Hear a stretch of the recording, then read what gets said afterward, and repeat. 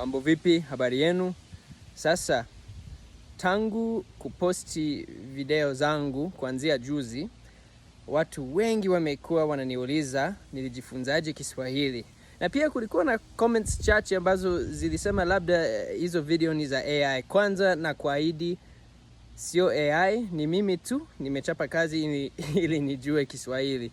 Na cha pili, nitaeleza kidogo namna ambayo niliweza kujifunza Kiswahili. Sawa. Kwanza, mimi ni muamini wa kanisa la Yesu Kristo la watakatifu wa siku za mwisho. Na wengi wetu kama waumini wa kanisa hilo, tunaenda kwa miaka miwili kufanya huduma. Hiyo huduma ni kutumikia watu wengine na kuwafundisha injili ya Yesu Kristo. Kwa hiyo, kama miaka 4 iliyopita, kanisa liliniomba nijifunze Kiswahili na kutumikia katika jimbo la Illinois hapa Marekani. Kwa hiyo sisi hatuchagui kama tutaenda wapi na tutaongea lugha gani. Kwa hiyo nilipewa hiyo jukumu na wakaniambia utahubiri injili kwa lugha ya Kiswahili. Sasa nikajiuliza Kiswahili ni nini? Nilikuwa sijui kabisa, nikaanza kutafuta kidogo na baada ya hapo ndo nilianza kujifunza.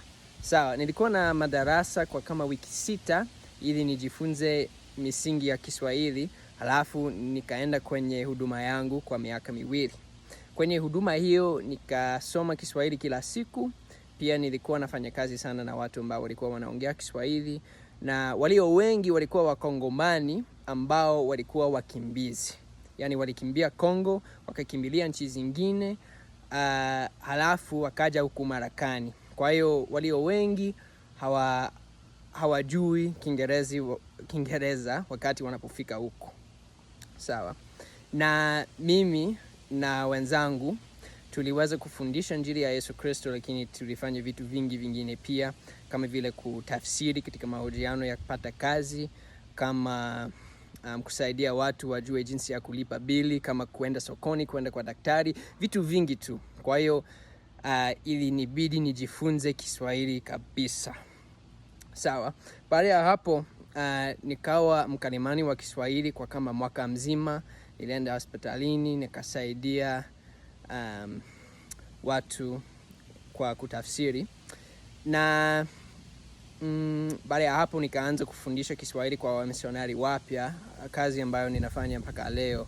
Kwa hiyo ninaongea Kiswahili karibu kila siku na kinanifurahisha sana. Napenda sana kuongea lugha hii, na nina matumaini kwamba watu wengine pia wataanza kukijifunza.